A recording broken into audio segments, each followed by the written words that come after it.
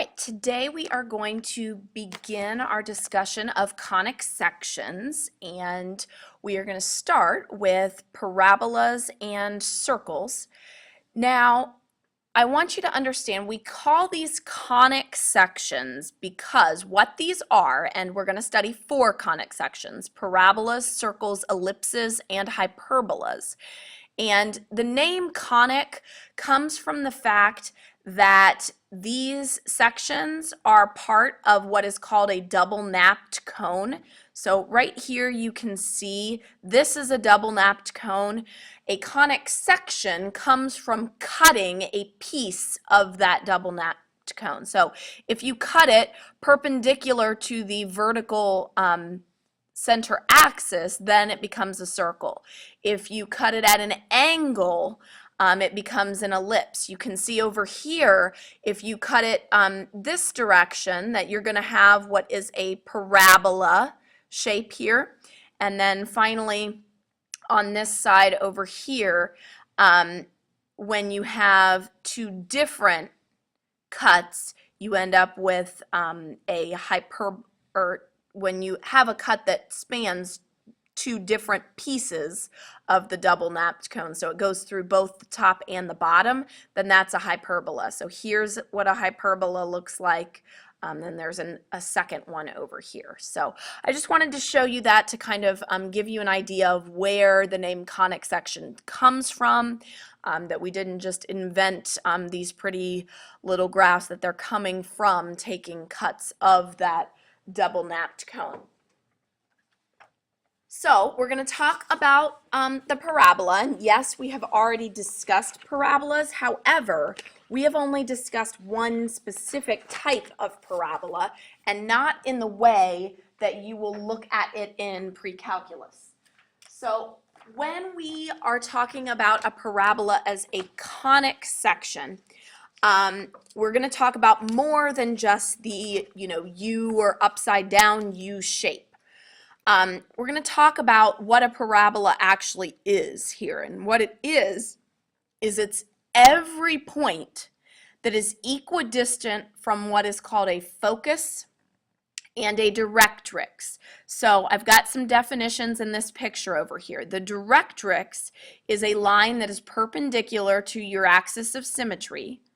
The focus is always on the inside of the parabola, and it is on the axis of symmetry also.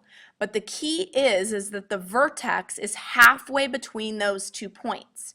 And every other point on the parabola is the same distance from the focus as it is from the directrix, which is how it's formed. Just like we form a circle by picking a center and a radius, and the circle picture that we see is all the points that are that distance away from the center. A parabola is all the points that are a specific distance away from both focus and directrix. So you can see these are the same length. I can pick another point on here. These are the same length. So every point on this parabola is the same distance from the focus as it is the directrix. Again, focus is always inside. Directrix is always outside. And the directrix is a line where the focus is a specific point. So we want to be able to do 2 things with both our parabolas and our circles. We want to be able to graph them given their equations or characteristics. We also want to be able to write equations when we're given those characteristics. So standard form of a parabola in conics looks like this: x squared equals 4p times y, or y squared equals 4px. We have never looked at a parabola where the y was squared instead of the x, but that makes up half of the types of parabolas that we could possibly see. So we definitely need to look at them. So we're going to look at these parabolas. When you graph it, you have to plot the vertex, the focus, directrix, and 2 additional points.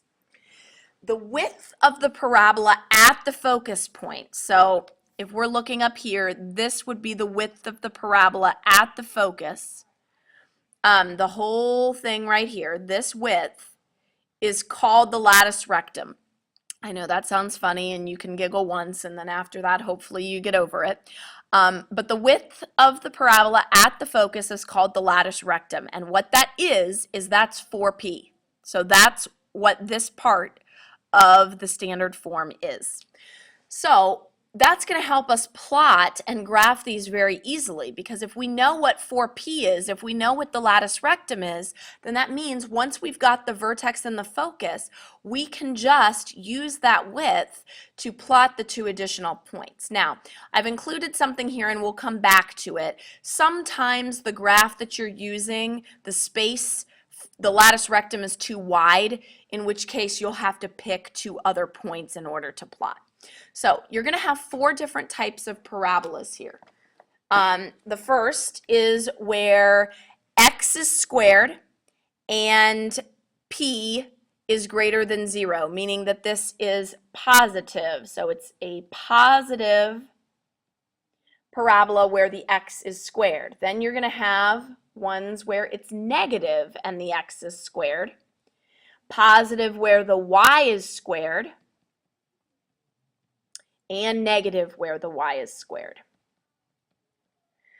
So when the x is squared and it's positive, that means that these ones always open up.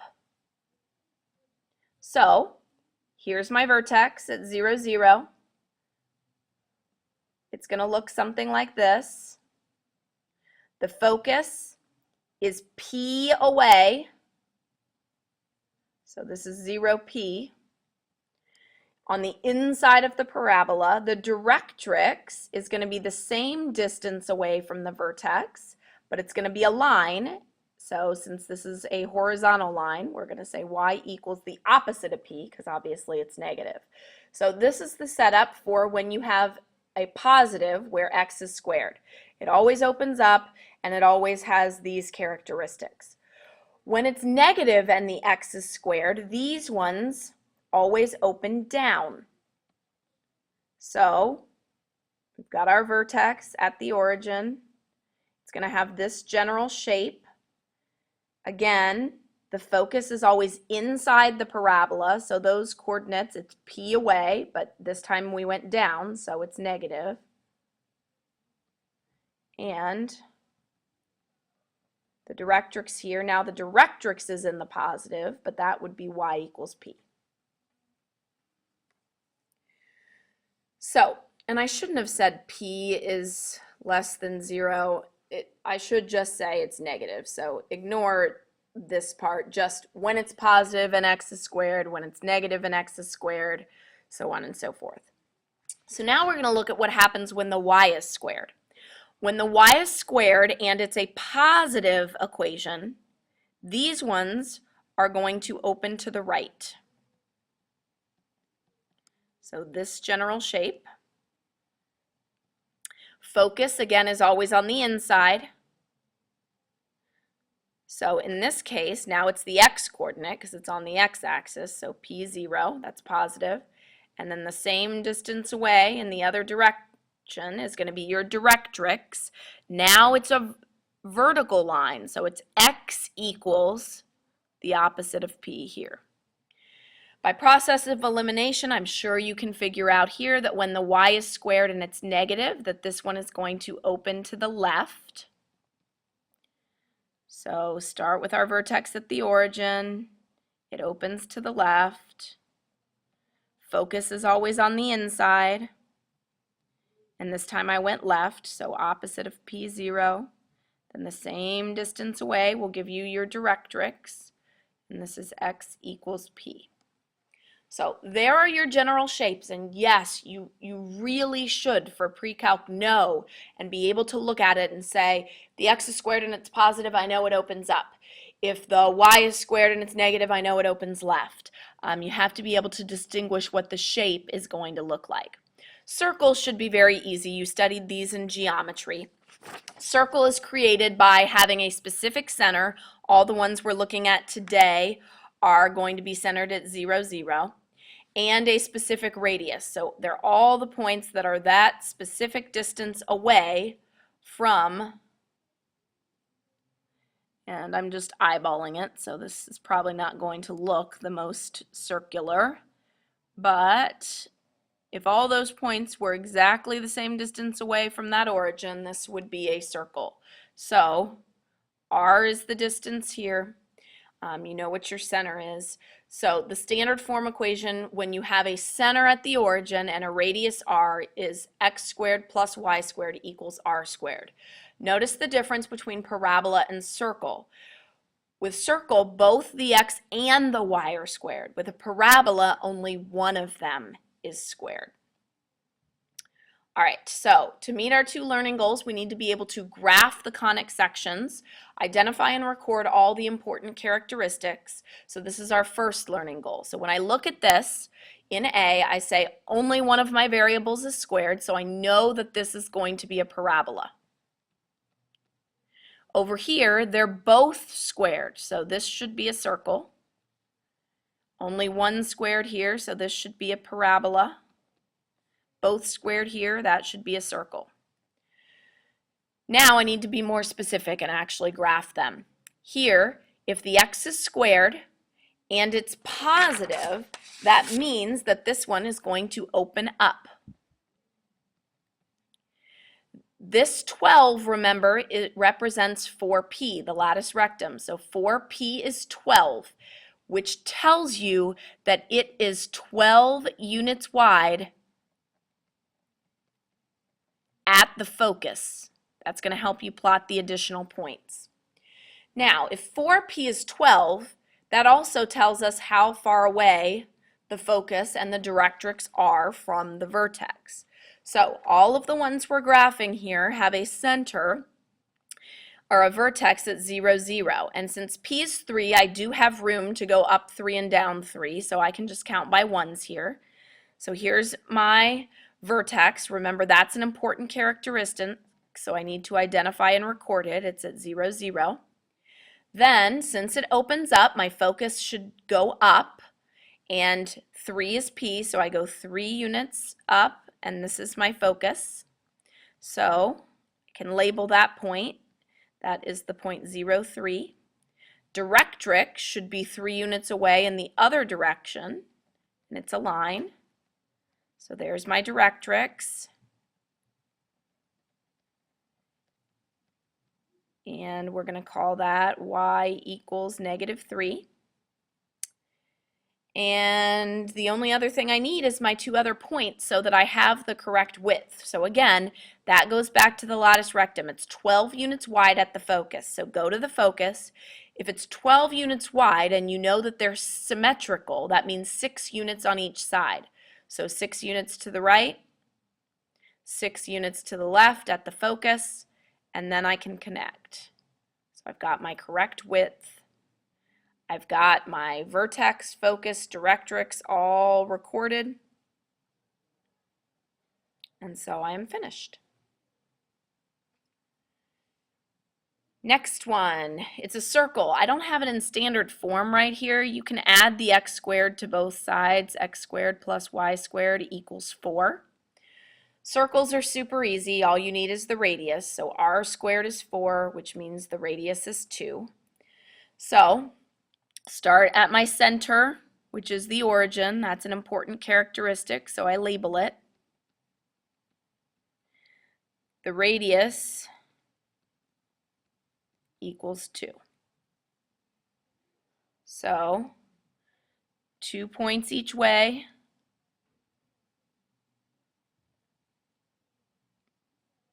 And connect your circle. All right, now this next one is not in standard form.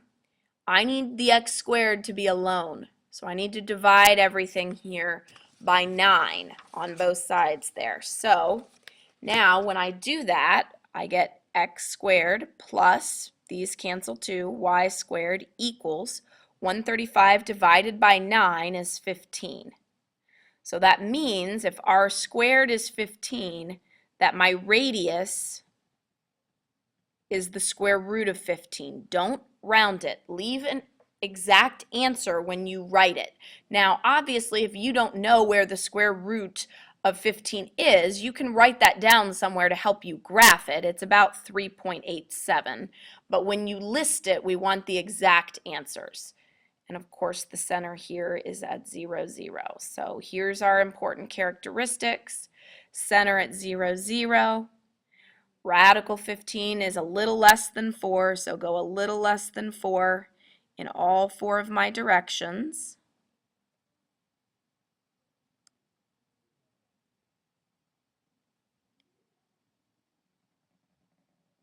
And connect. Sorry if they're not looking exactly circular. Doing my best there. So there's our graph. Last one. We said it was a parabola. I need to get it in standard form where the squared term is alone on the left. So first I need to subtract the x. That gives me negative 1/16 y squared equals negative x.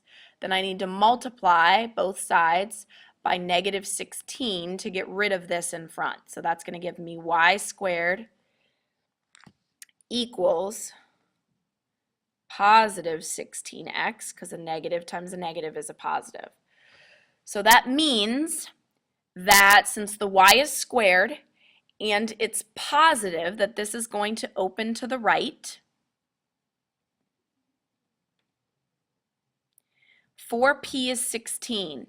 So that means that the lattice rectum is 16, so it's 16 units wide at the focus. Now, I don't have enough room to be 16 units wide here. So you either have to count by something else or pick 2 other points. I'm going to pick 2 other points simply because I want to show you how to do that, but certainly you could just count by 2s if you wanted to in this case. In other cases, you really will need to pick the other points, so I'll show you how to do that. So if 4p is 16, that means p itself is 4. I know it opens to the right. My vertex is at the origin, so vertex is my first important point. It's at 0, 0.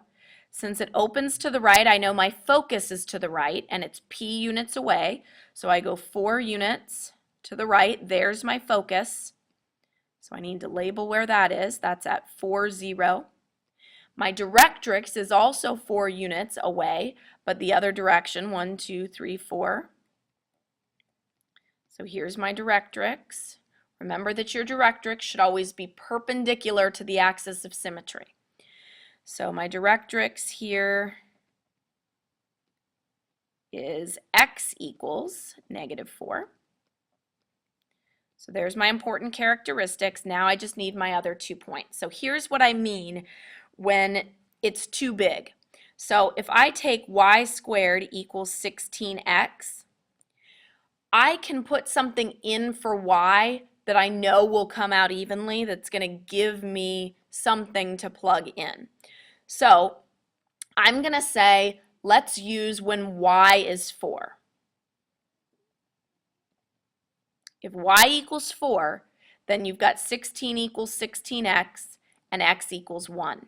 Now, whatever you pick for y, you also pick its opposite. If y is negative 4, you're going to get the same result. You're going to get x equals 1. So that means the 2 points that I'm plotting are 1 plus and minus 4. So 1, 4, 1, 2, 3, 4,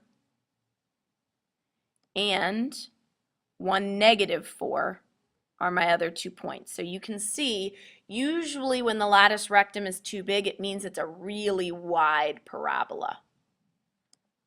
So its opening is very big there. So there's my graph. So I've got my first learning goal down. We graphed parabolas and circles when we were given the equations. Now we want to go backward. We want to be able to write the equations when we have the characteristics.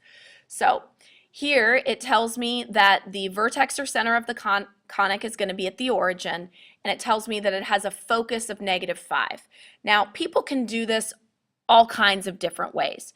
You can just say, I know that this is an x coordinate, and help you to do that. I usually sketch it, and I just say, okay, if my focus is at negative 5, 0, my focus is here, that tells me what direction it opens. The direction you move for the focus is the direction that it opens. So I know that this one is going to open to the left.